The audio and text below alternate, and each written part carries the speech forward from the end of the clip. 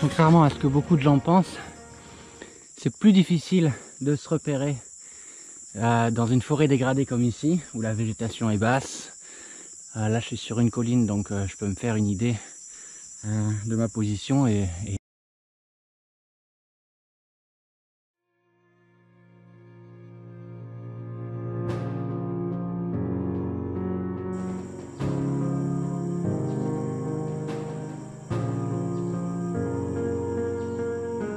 bonjour à tous, on se retrouve pour une nouvelle vidéo en français.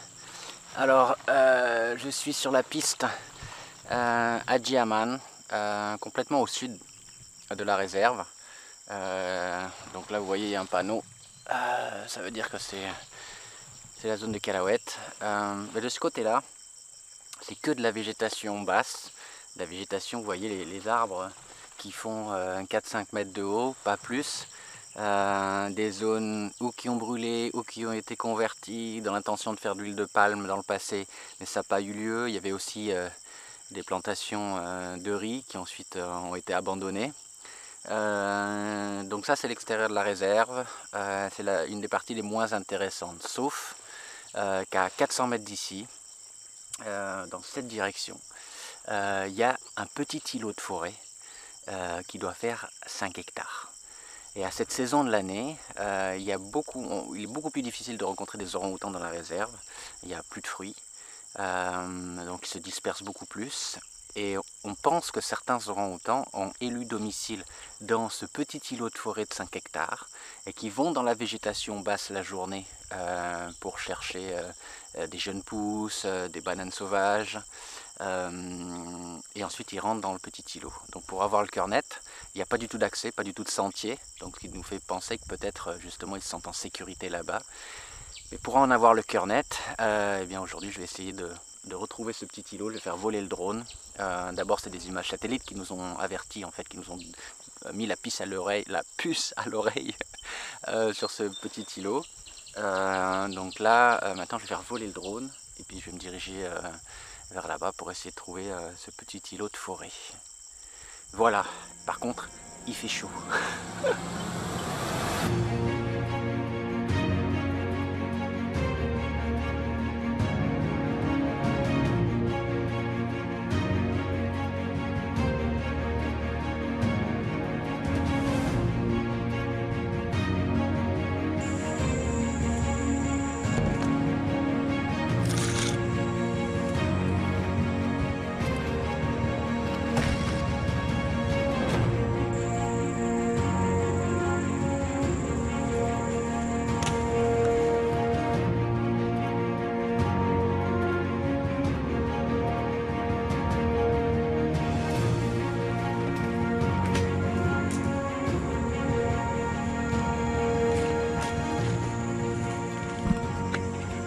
Contrairement à ce que beaucoup de gens pensent, c'est plus difficile de se repérer dans une forêt dégradée comme ici, où la végétation est basse. Là je suis sur une colline, donc je peux me faire une idée de ma position et surtout je peux voir directement où se trouve le petit îlot de forêt. Mais de manière générale, c'est beaucoup plus compliqué de se déplacer dans une forêt comme ça, abîmée, que dans une forêt primaire, où d'abord c'est dégagé au sol, et puis on a plus facilement des points de repère. Une forêt qui se régénère comme ici, tout se ressemble en fait.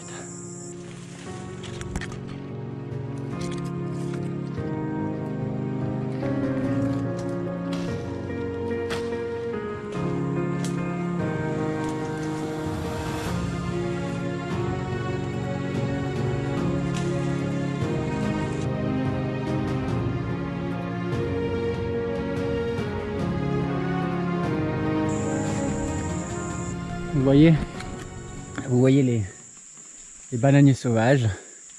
Les bananes ne sont pas consommées par les humains parce qu'il y a énormément de pépins à l'intérieur. Mais par contre les orang-outans, les animaux les mangent. Donc dans cette partie de forêt dégradée, là c'est complètement abandonné, mais en fait je vois qu'il y a encore des EVA. Donc il y a des chances que des orang-outans donc se réfugient dans les poches de forêt restantes. Et ensuite, la journée, eh bien, ils vont comme ça explorer, manger les bananiers. Il n'y a pas que les bananes qui mangent, hein, il y a aussi les bananiers, le cœur.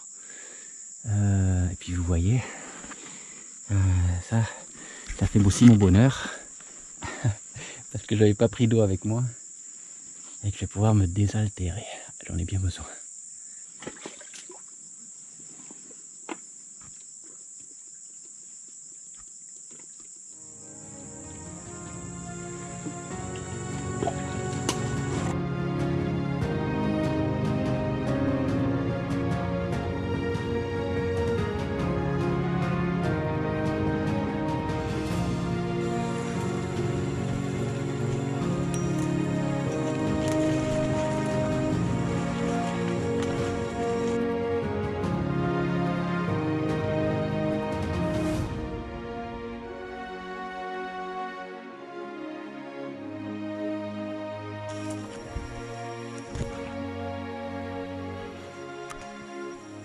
Je suis à la lisière et l'ambiance change complètement maintenant.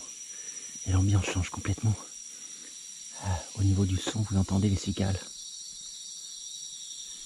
qui ne sont pas présentes là où la végétation est basse. Maintenant je parle doucement parce que je veux voir s'il y a des orang-outans.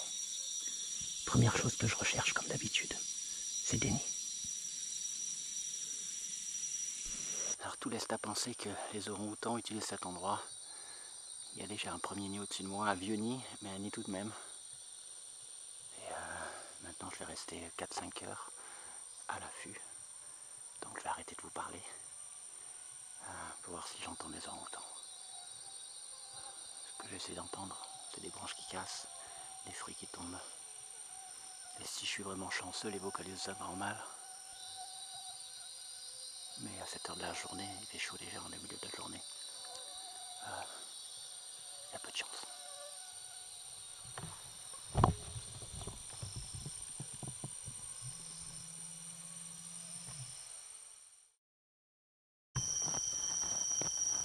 Après 2 heures d'attente, je viens de voir bouger dans un arbre.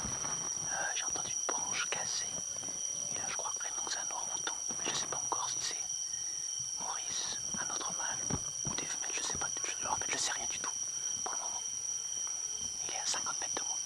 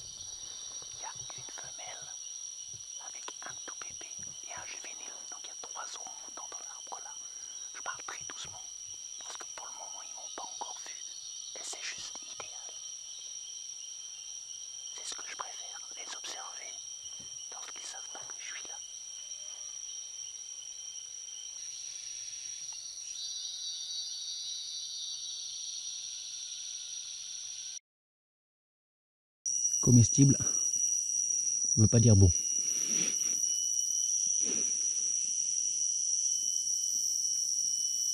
Je suis arrivé au bord du lac, Andrew vient de décoller. Là l'équipe vient me chercher.